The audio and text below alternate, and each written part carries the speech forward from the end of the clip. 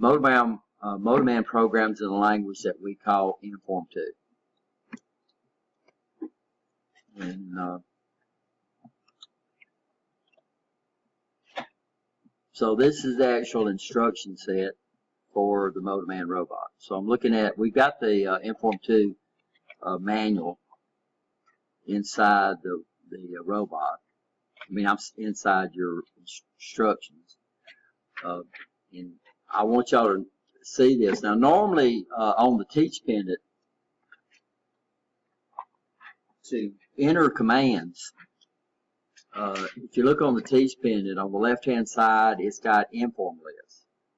So we have some instructions that we use. Now, normally what we've used up until now, and unfortunately in the operation and programming class, y'all didn't get far enough to use the advanced instructions. So right now, the only instructions that we've ever used are what? What type of instructions? Huh? That's not an instruction. What type of instructions have we used on all our programs so far? So if I come up here and bring up my program, what type of instructions have we used inside our program? Move. All we've been doing is move instructions. Yeah. So we've only been using 3 instructions. You think that's all these robots can do? Okay. So we have the basic instructions, move instructions. And when we bring in MotoSim, then the only instructions available that's built into MotoSim that you can select is move instructions.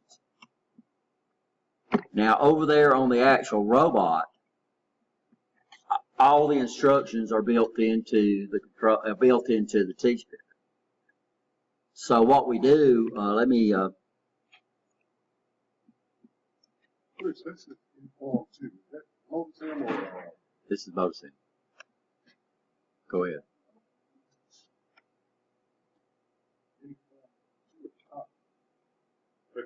What did I say? What did I say? You said MotoSim. Okay. MotoSim is the name of an application.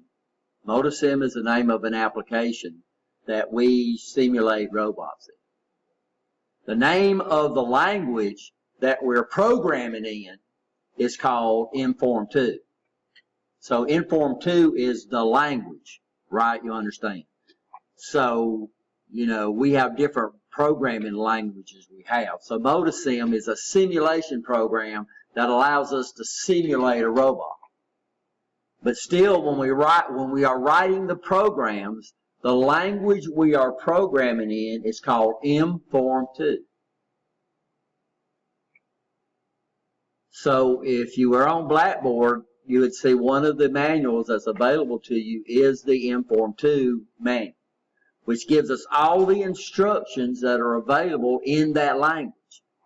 So you understand. So don't get the application and the language confused with each other. So MotoSim EG is not a programming language. It's a what?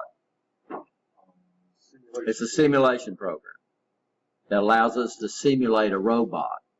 Now in MotoSim, the only Inform 2 instructions that are automatically available to you are the move instructions.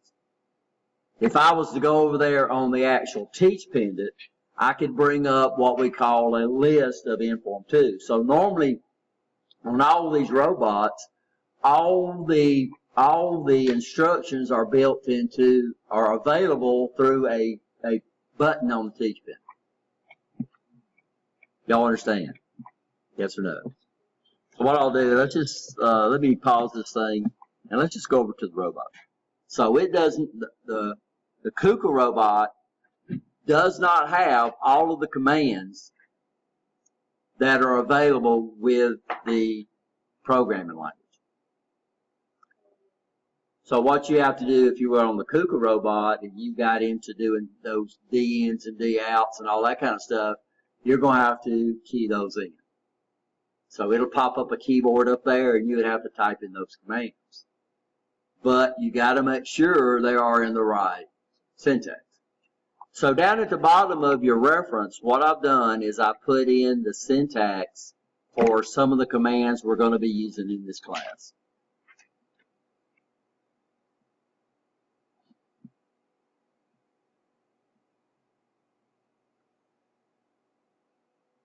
I probably got it open, guys, because I'm trying to modify it a little bit, but we'll go back. I can open it up as we're done. And this will be on the second or the back of the page. You should have 2 pages. And what I've given you on that is I've given you some syntax of the commands that we're going to be using. So the start is a quick reference for Windows. Doesn't mean that's all the commands. That's just the commands I gave y'all. But here we have the teach pendant. This is going to change a little bit. But Inform 2 instruction set notes, these are by no means all the instructions available for the Inform 2.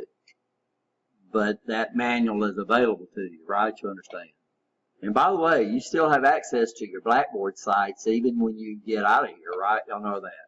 So what that means is you get out and you get out on a computer, and they have the Motorman robots, and you can come into your Blackboard site and get access to the manuals that we've got. Okay. So the ones we're going to use are listed below, and I give you the syntax. And what I've done is a Windows uses variable pitch spacing. So what I've done is I've used 2 spaces to insinuate where spaces go in your syntax.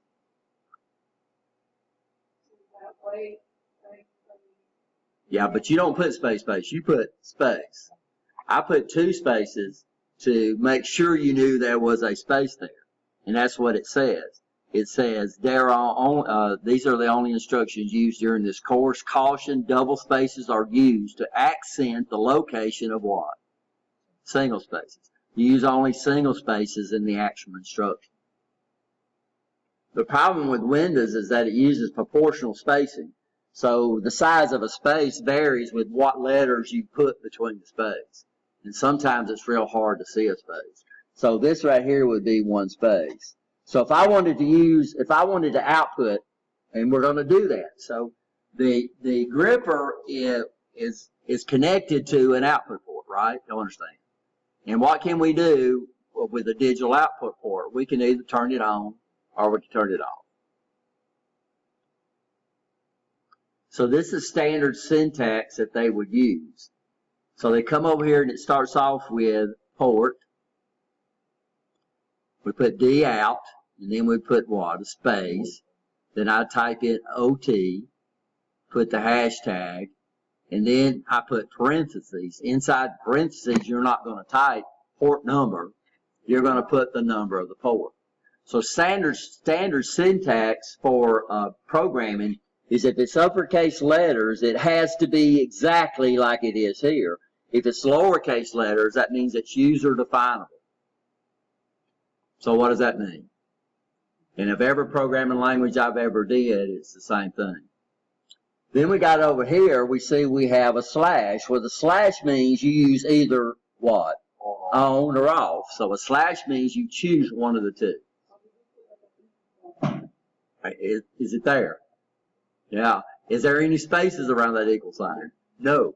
So if you put spaces in there, which you would do if you were typing with WordPerfect, right? You understand, you'd put spaces. But if you put spaces here, you've messed up the syntax. MotoSim would take it because it don't have a D out or D in anyway, right? You understand that. It would take it. But when you went over there and tried to upload it to the robot, you're going to get an error. It's going to say, okay, you screwed up. No, it won't exactly say that. Back in the old days of DOS, all the error messages that DOS would display was actually on the disk, and we found out where it was at, and we got in there and would change it. So people would do stuff like that, and it says, you know, it'd say, you screwed up, stupid, or something like that. It was really fun. So let's look and see how we're going to do this. Let's say we want to turn on one of our outputs. Well, first thing I got to do is I got to figure out what port the gripper uses. Okay, and where will we have to go to find that information? We have to go to the actual robot, just like y'all did in operation and programming. right? Some of y'all had to actually go and look at the actual port number. Anybody remember on the Motor Man? Yeah, the gripper was at 2. I think it was port 2. That's okay, but we'll show you how to do that. So what we'll do is I'm gonna come up here and bring up one of the labs, one of the work cells.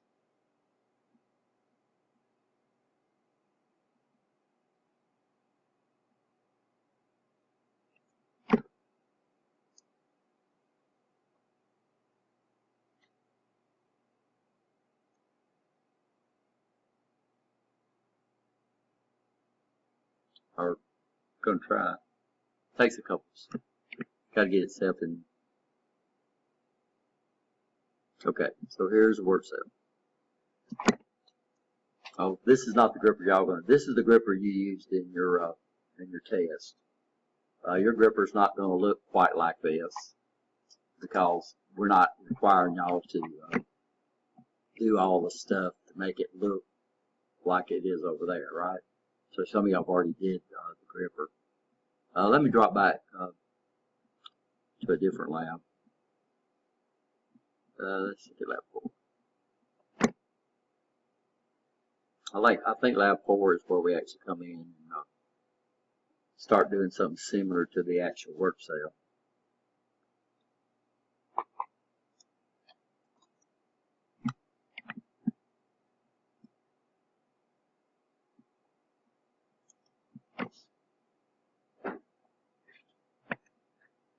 And to get the gist of the course, I've been thinking about go ahead and some of y'all are way behind on your labs, is to come in and just let you skip over labs. Of course, you won't get credit for them, but just to get you so you get through with what would be required for the course if you went out there and did a little work on these things. So what we do on MotoSim,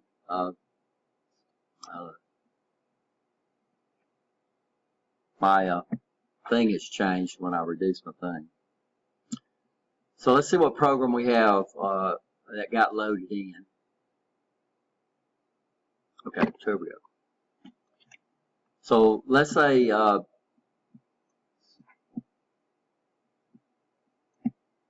want to close my gripper right there. Well, notice we don't have, when I go over there on the teach pendant, if I was going to open the gripper, I'd hit that inform list, right? You understand, in the teach mode. I would pop up there, I would select input output, and then I would select which command I wanted to do. Here we're going to have to do what? We're going to have to enter it.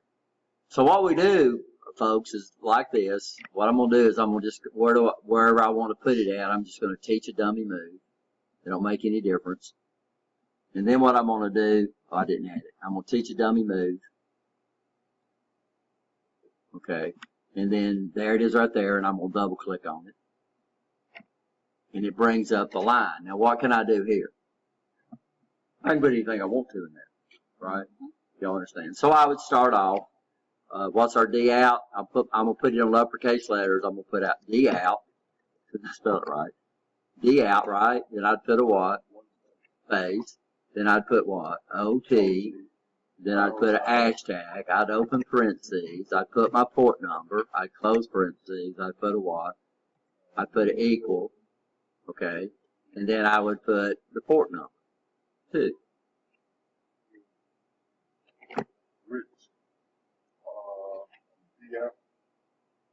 I'm sorry. I put on. There's what? There's no equal. Okay, it's in. So but it's still a space there, right? Yeah. Okay. Yes. Okay. Then I'd put what? Either on or off. Okay. Then what would I do? Replace line? We could replace line. There's another way to do it. That's the other way would probably be just as better. What I would do is I might, let's say I came in here and want to put a 1 right there. What I'm going to do is I can double click on that and do what? I could type in D out, then I'd put what? OT, right? Hashtag, open parentheses, 2, close, space, off, and then I could do what? Add line.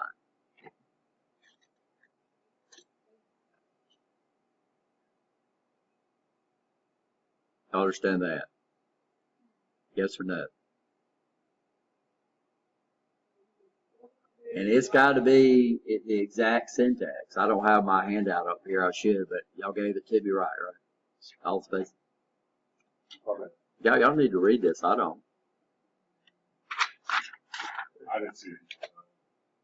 Yeah, that was good.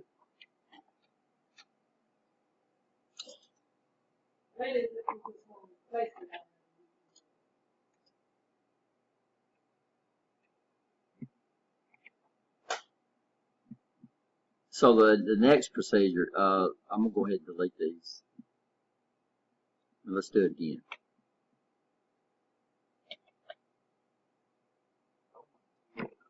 Huh? I think it is, but it's in MotoSim it don't make any difference because MotoSim don't have any ports. That's not true. I'll show y'all. I need to show y'all it actually works. So you can get a rough idea if it's okay or not. So where do we want to put it at? Well, let's put it right here. And then what we'll do, I'm gonna come up here and just double click the instruction before I want to put it.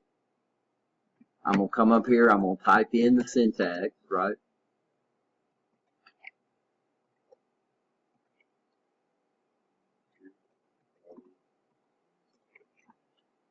And then I'm gonna do what? Add line. And notice it jumped in right where I wanted it to be. Okay. Then later on we might want to turn it off. So let's go down here. I'm gonna click on that. I'm gonna do what? Double click. Come in here, type in what I want.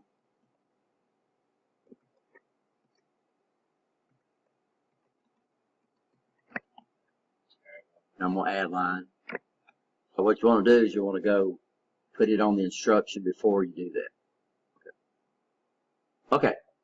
So let's say we wanted to program the loop. Well, what we do, and some of y'all didn't get to this either. What we do is we have what we call a jump instruction. Some robots call it a go-to instruction. I think MotoMan calls it a jump instruction. A jump instruction is where you come in and you change the sequence of the program. So if we wanted to make it loop, then what we would do is down here, what I'm going to put is I'm going to put a jump instruction. And y'all see it in there, right? This is an instruction pair. So what that means is you don't use a jump instruction unless you use a label somewhere. Okay, y'all understand that? And I'm going to say jump. And then what do? Put one space, asterisk, and then we come up with some name. It's up to you what you want to call it. Okay? And then what am I going to do? I'm going to add the line. Okay? Now I got to go, where do I want to jump to? So what I'm going to do is I'm going to go up to my no-op, and I'm going to put an asterisk, and I'm going to type in the label, and then add line. So what we now is we got a program that constantly loops.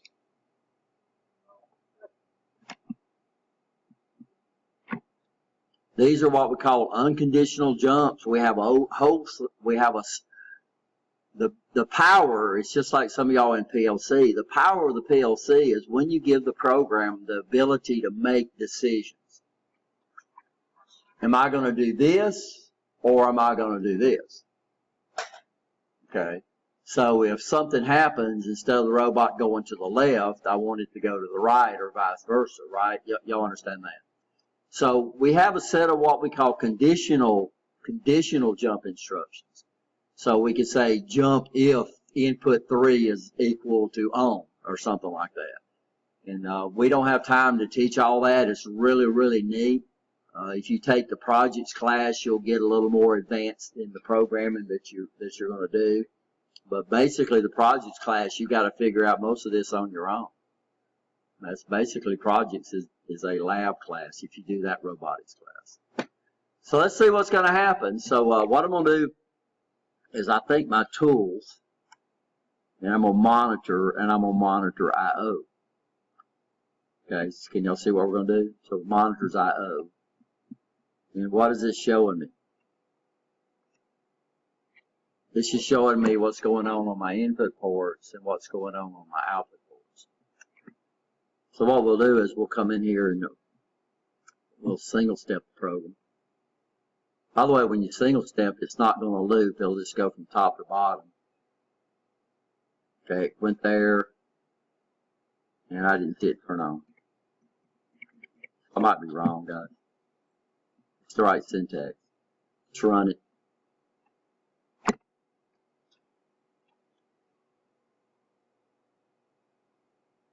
So yeah, it only simulates when you single step. Let's see if we single step with the tool. So we'll stop it here. So we got this other guy that's really, really neat. This is gives us, we call it the play panel. And what this does is this gives us the ability to truly single step the program like you would do if you was over there.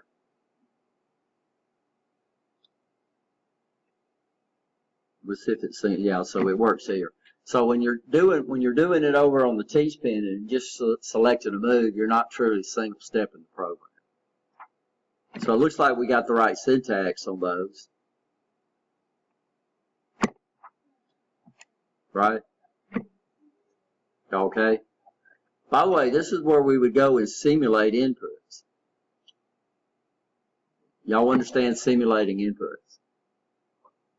So if I was to go over there and I had sensors all over that robot over there, those sensors are not going to be in MotoSim. But I would know where I would know the address of the input, right? You understand? So I come up here and I run a program. Let's see if we got one.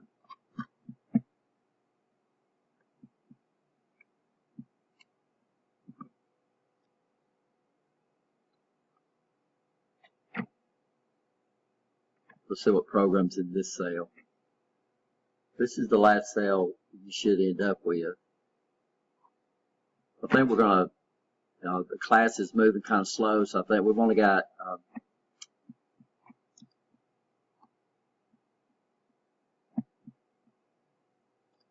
so let's see,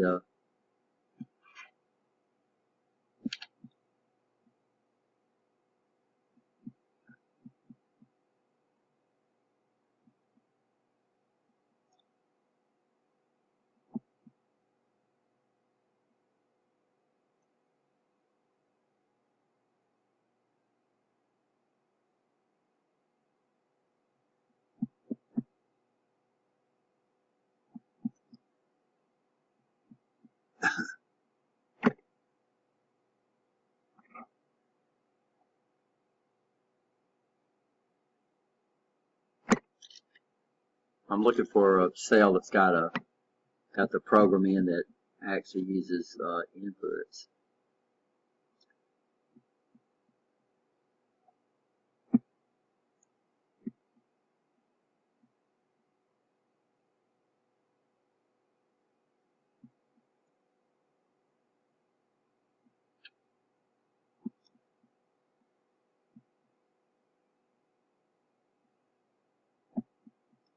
There's got to be one in here.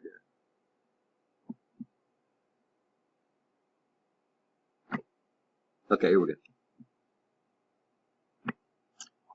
So what we have on this program is, so I'll bring up the T-Spin and let you look at the program. Is right here we're waiting on a what?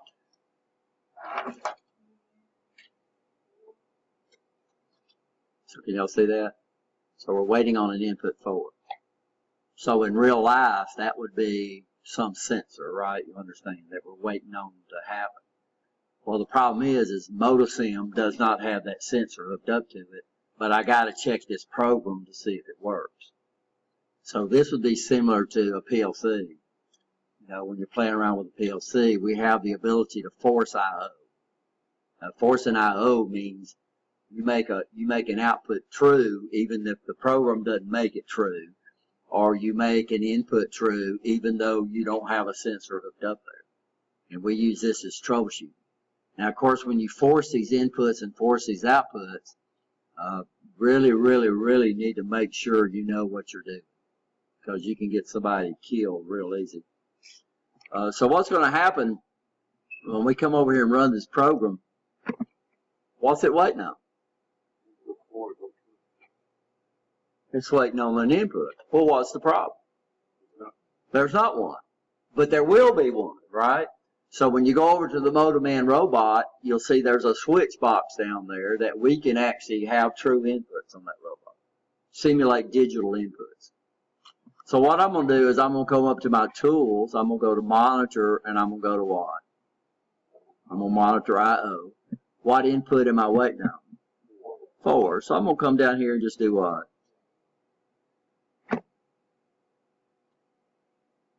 And it did what? It ran. So we call this simulating. Generically, we call these forcing.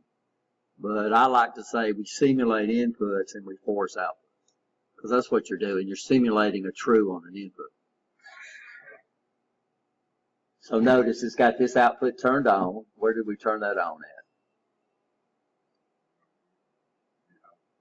Okay. And let's say we wanted to make it loop. It looked like it should loop. I've already got a label up there. I don't know what happened. So down here I'm going to put jump. And now I'm going to put asterisk start. That's what I called it here. And then we'll add a line. So now the thing should loop. What's it waiting on? Input. So what do we get to the inputs? We go to what? Tool, monitor, I/O. Yeah, I/O. Right. Oh, it's already open, sorry. Then I would come over here, whatever input I'm using. So 4 needs to be on. I'm going to turn 4 on.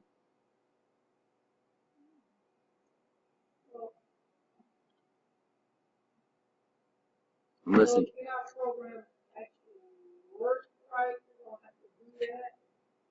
I don't know what you're asking.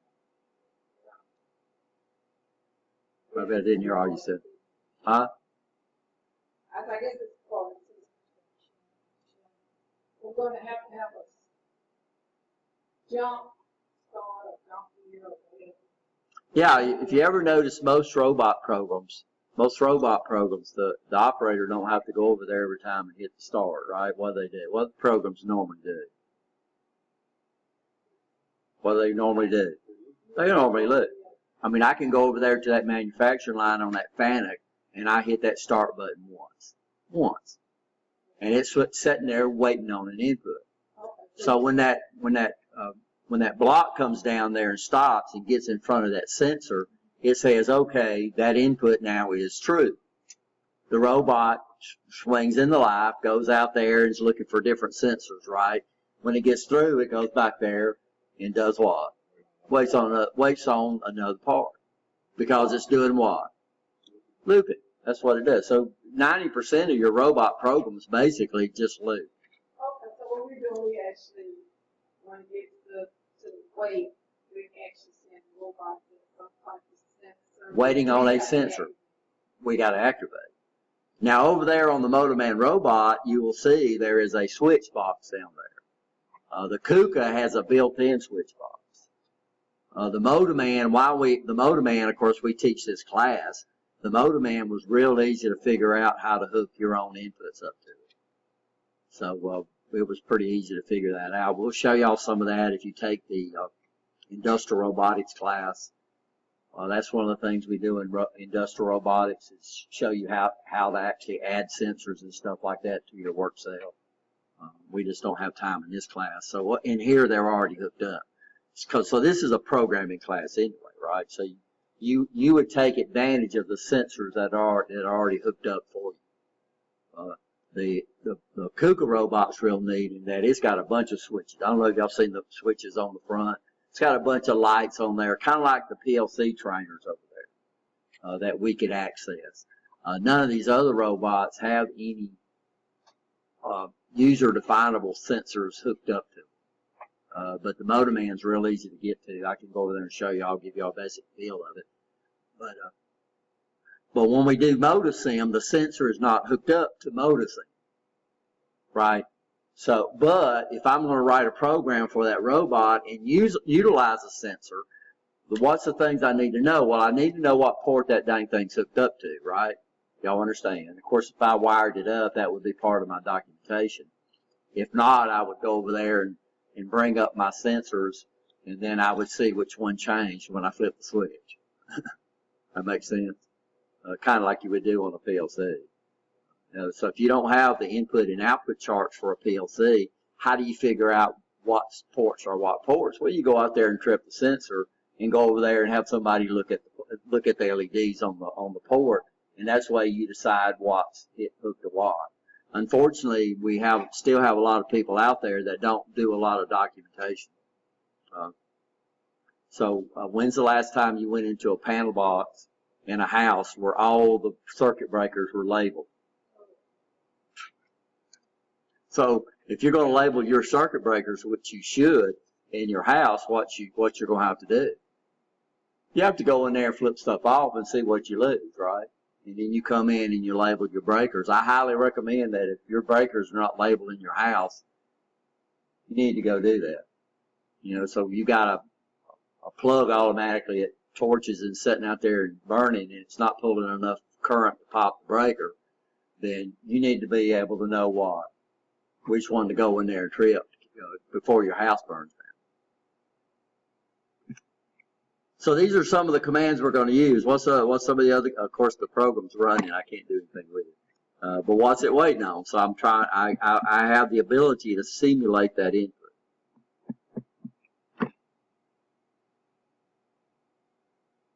What input are we using? 4.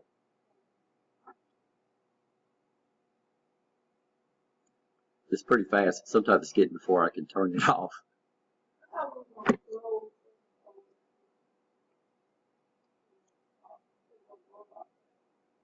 Yeah, but it's not waiting on the gripper. It's waiting on what? Can you see? It's waiting on an input. You can say a sensor, but it's waiting on an input.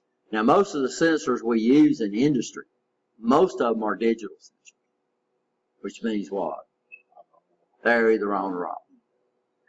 Some of them are analog sensors. But if an analog sensor, either the robot has got to support an analog input port, or you have to run it through an A to D converter. So on the Festo line, we have an A to D converter. I can go show y'all that. That goes into the PLC. Most of your sensors, the sensors themselves are actually analog, but they have the A to D converter built into them. So all your optical sensors would be analog sensors, but what you have is you have what we call a span adjuster. You can adjust what voltage out of the sensor it recognizes as a true and what it recognizes as a false. So we can show y'all that too. So what other commands do I have listed down there that we might run into? Wait. By the way, the problem we have when we let me take it out of play. The problem we have when we have a computer controlling mechanical devices is computers rip through programs in a heartbeat. So what happens when we hit this D out, it sends that command. The controller, what it would do, it would send that command to the output port, and then it's on to the next command. So the problem we have is if we have an open loop system, and what's open loop?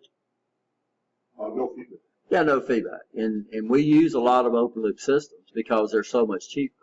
Because if I go to a closed loop system, then I'm going to have to add a sensor, and then I'm going to have to monitor that sensor, right? You understand? So we got to have the ports on our computer and everything that monitors those sensors. So normally what we do on an open loop system is we come in and we just we pause the program to give what? To give this mechanical device time to respond. Okay, y'all understand that? So we pause programs all the time on open loop systems. Originally, when the IBM PC first came out, or I'm not IBM, it already came out. When Radio Shack put out a personal computer before IBM did. IBM was late into the market. We had Commodore computers, TI-9, TI-49As. I had one of those. And Radio Shack put out a real computer with a keyboard, nice separate monitor, keyboard, and everything. Well, what a lot of people don't understand is these input ports when you hit a button, the buttons actually bounce. And if you take digital, we will show you that. We'll show you how we do what we call a debounce circuit. One of the main advantages of programs is we can substitute for hardware with programs. So what programs does is eliminates a bunch of hardware. So we could hardwire that robot over there to do a task, and that would be an automated machine. And we still have a lot of automated machines. But the problem with automated machines is they're not reprogrammable, right? You understand? So what you would have to do is we would have to go out and we would have to rebuild the thing to make it do another task. So everything, when we write a program on that robot, we could do that with nothing but hard stops and all that other kind of stuff, right? You understand that? We could do it with an automated machine. And if you ever watch like How It's Made or something, which is one of my favorite programs, a lot of the machines are automated machines. They are just what? They just do a job, but if you wanted to change them, you would have to go out there and rebuild them. They're built for one task. So one of the big things we do with programs is we replace hardware with software. Does that make sense? So in digital, we have AND gates, we have OR gates, but these are actually devices. In PLCs, we have AND commands and we have OR commands. So we don't actually have the hardware. We're doing it with what? With what we call software. So that's one of the biggest advantages of using software, making them programmable. It means we can take a machine like a lathe, and I could come in and I could run different things on the lathe. I just changed the what? CNC, I changed the program. And I don't know how we got off. The problem we have, though, is when we start doing this kind of stuff, when we start mixing hardware and software, is that software runs at the speed of the computer, hardware runs at the speed of the hardware, right? You'll understand that. Runs a lot slower. Mechanics is going to be slower. Mechanical devices. So the problem we have is if we tell the gripper to open, and then we go to this move right here, and this is a staging position that's right above the device, the gripper's going to go into motion, the robot's going to go into motion before the what? Before the gripper opens. So what do we have to deliberately do? We have to deliberately pause the program. And we have different things, we have different ones. The optimal solution was to be able to put a sensor out there on the gripper, so we wait on the gripper to actually get what? Open. Does that make sense? The problem is that as soon as I do that, we're adding more what? We're adding more hardware and more program. So now the program's got to monitor it.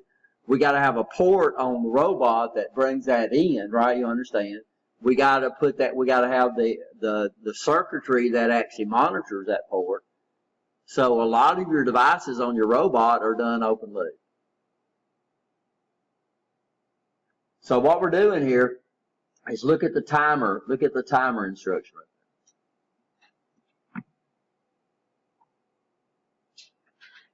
So that should be on your syntax. What does it say timer does?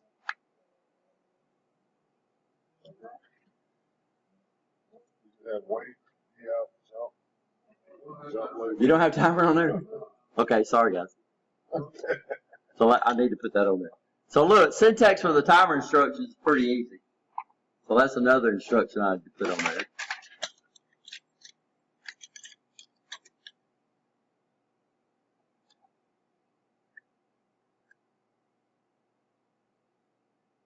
I do have out, right? The out. Okay. So y'all just make a little note. So what's the timer syntax? We just start popping up what? Timer. Space. T equals seconds. No, Yeah, that's 1.0. You got. By the way, you have to put the fraction. You have to put the tenths. So notice here it says what? 1. So that's going to delay us for 1 second.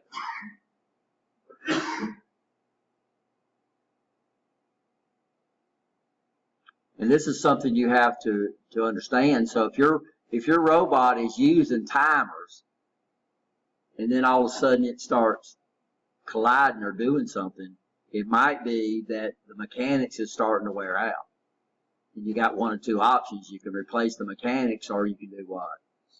Or slow it down. You can literally come in here and do what? Increase the time, which most people would do.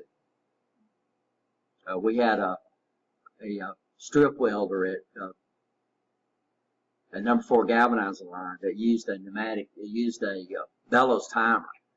And the problem with those guys is they're not perfect. They change a little bit with the changing seasons. And what they did was they burnished they had 2 big old copper wheels, and they don't tell them how much they paid for those things, that I can understand. And what they would do is the strip would overlap, and these 2 big old copper wheels would come up here, one on the bottom, and they would pinch it together, and they'd put tons of current through that thing, and they would roll across the thing and melt and weld the strips together. And then what would happen is they would come back, and this burnishing tool would come in and clamp onto them and scrape off all the pits and stuff, so that way they'd get a perfect weld all the time. Well, how long it burnished was done by bellows timer, a dashpot timer. And those operators would be down there with their stopwatch, timing to see if it burnished too long or didn't burnish enough. And we were constantly having to do what? Yeah, because if it burnished too long, if you burnished too short, it wouldn't make one revolution or get rid of the pits. If it burnished too long, it would eat up a bunch of copper, and they would be replacing those copper wheels more often. And they didn't like doing that. So they'd get down there every once in a while and put their stopwatch on there and see if it burnished for the right amount of time, and they'd give us a call. And what we would do, we'd come trucking down there and take our little screwdriver out. Now, hide it so we wouldn't let the operators be down there, because they would do what? Yeah, they would be back there tweaking that thing. So we have to do this. So you'd probably keep an eye on this and make sure it's getting open at the right time, because if it wears out, it might take a little longer for the mechanics. Because literally you want to get this time as short as you possibly can make it, because that adds to your cycle time. And you understand cycle time is very, very important. To us, it seems like if we save 10 seconds off a cycle, when you're running 300,000, you're running, 300,000 cars a year, and you can take 10 seconds off your cycle. That's a lot of cars. That's a lot of time. So did y'all put the timer? What's the other ones down there? Jump label. That's all we'll need to. We have a DN, but normally we don't use a DN by itself, because if you use the DN, it would fly through it, it would input it, we don't use it. So what's nice about the DN instruction is that we're going to use this guy right here. Wait on an input. So that way we don't have to worry about timing. If we wanted to pick up something on the fly, we would use a DN instruction. Right? Does that make sense? If I wanted to wait, or the program to stop, which normally we do, and wait on an input, we're going to use the wait. That makes sense? So this is a conditional wait, by the way, because this is only going to stop and wait on this condition. So that's a good point. But there is a DN instruction. Any more questions? Sure. So let's turn off our input. Our input's off.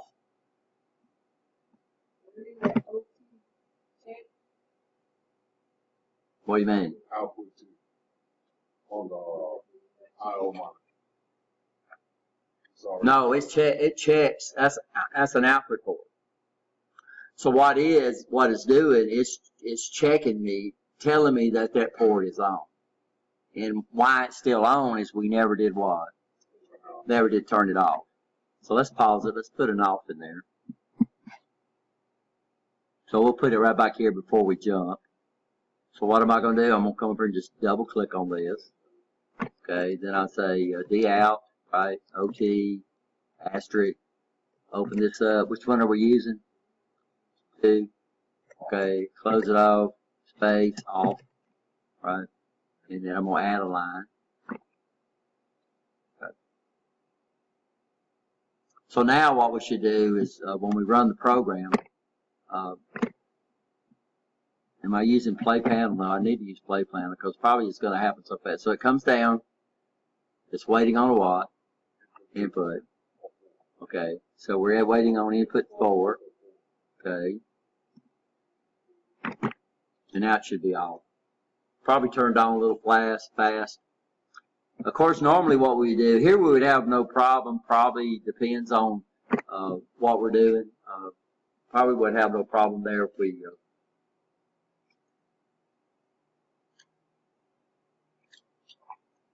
So we finished our basic program. What are we going to do? So let's go ahead and close this out.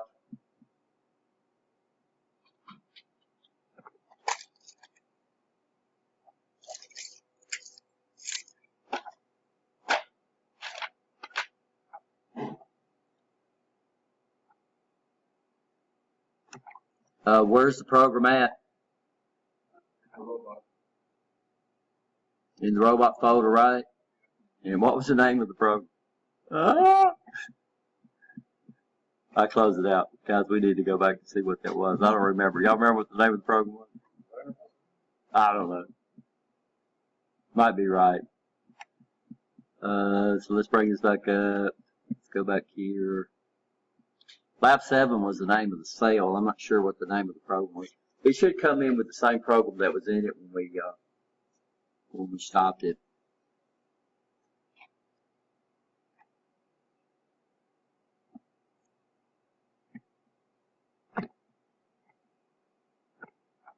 So it's Lab 10 job, is what it was.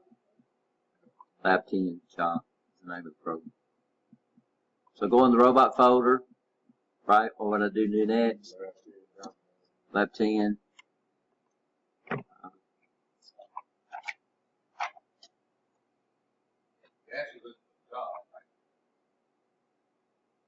Yeah, what we're doing, and this is why, if your extensions are not turned on, I think everybody in here is. I think normally by default, Windows will not display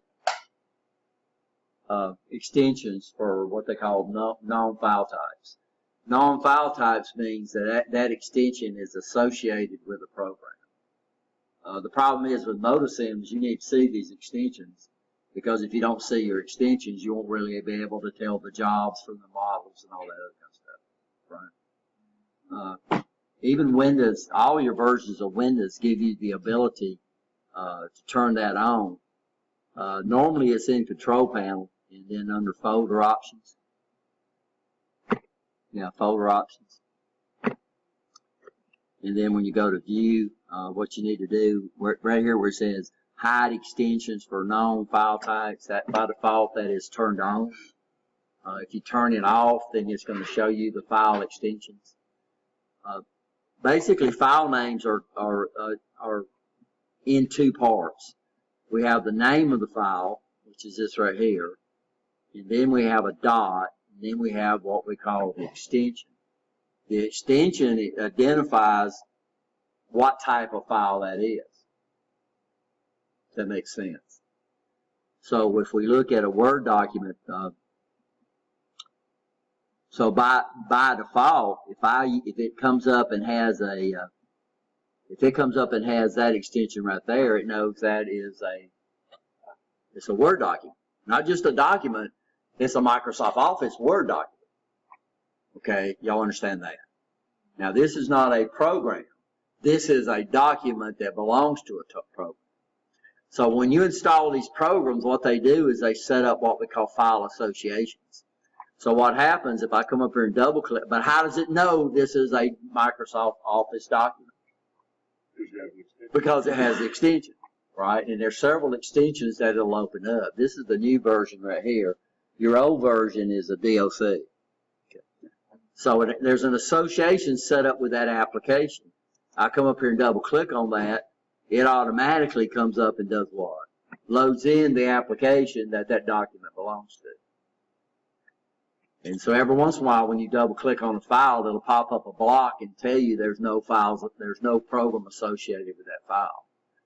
And it'll ask you, do you want to associate one? And then people will do that, and they don't uncheck that box that says always associate. And then from then on, when they click on it, it's going to open up the wrong application. So y'all be careful with that. So I'll add the timer down here. So to be able to see this, so here's videos. These are all video files, MPGs, right? Window Media files. These are all video files, and they're associated with a program. If you want to change that, then you can come over here and just right click, and then it says, should come up and say what? Open with, and then what can you do? Also, you can choose a default program. So every once in a while, you'll install an application, and it'll reassociate the files. But you like the old application, right? You understand that? Well, this is where you would come back in and do what? Reassociate it with the application that you want. And that happens all the time. So y'all be real careful with that. Because a lot of times it'll give you a little warning that says, if you want me to associate all the file types. Real Player does that. So when you install Real Player, it'll pop up and say, there are some of the files that's not associated with this program. Do you want to change that over? And if you say yes, what happens? Yeah, it's going to do that.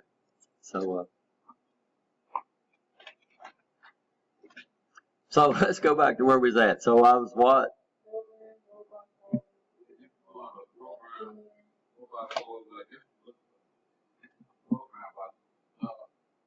Yeah, we look for the program. It's going to be job, right?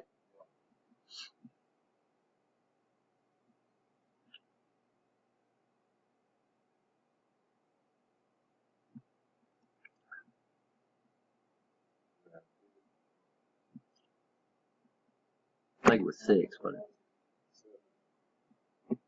lab 7.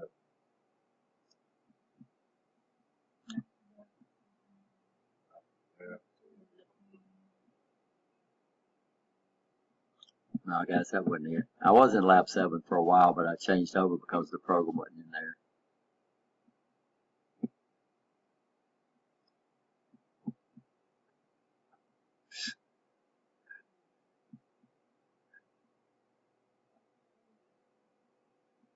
Or did I use this one up here? Yeah, I think this.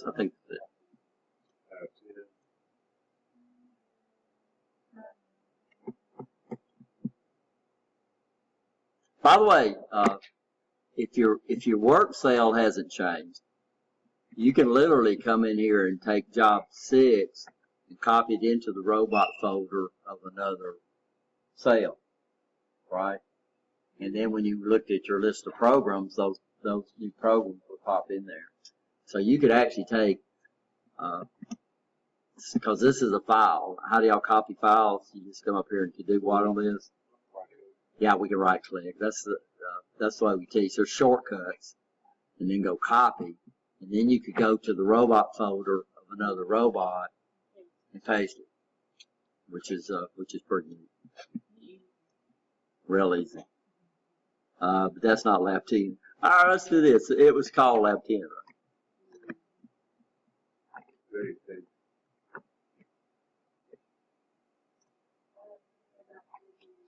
I can't remember if it was a .jbl or not. I don't know. I know it was a .jbi, but I don't remember if it has like a 10a or 10 something like that.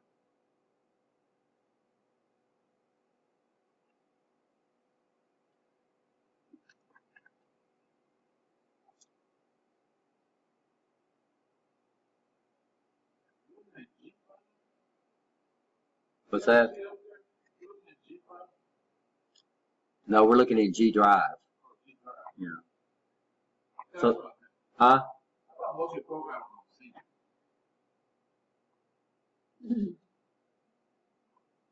The programs are on G, but I'm not looking for a program. I'm looking for a data file.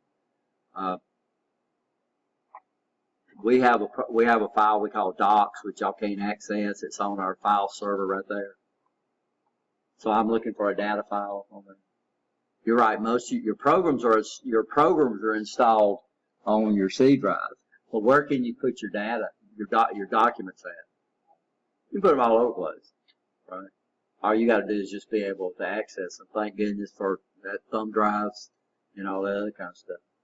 So there's no I'm not looking for an application. I'm looking for a data file. That's it. Copy. So this is the folder. Right there. Let's see. That's it there, dated 12, this, that.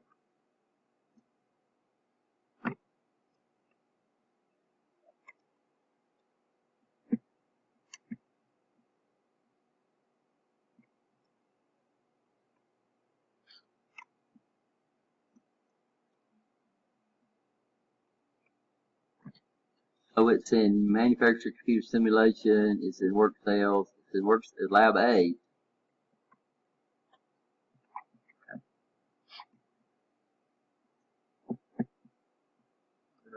This will try to load. There we go. So this is the actual file.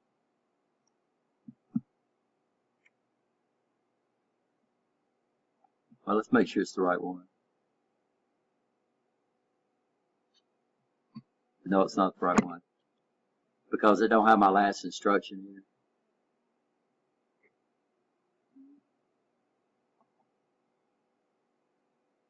That's not the right one.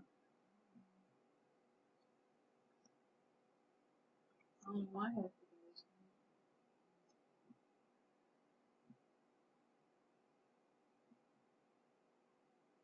That's definitely not the right one.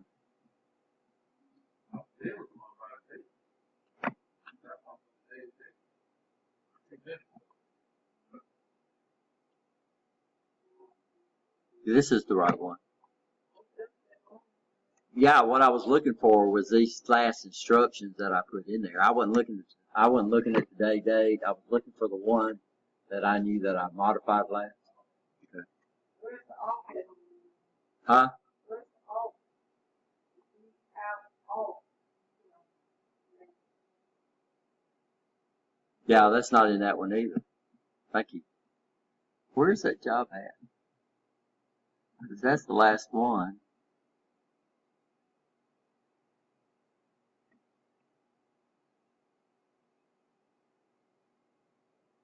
It's not on there either, is it? What is that right above it? There it is. There it is.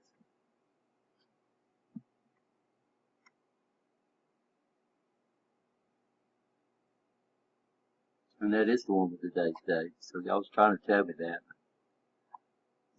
Okay, I need a thumb drive.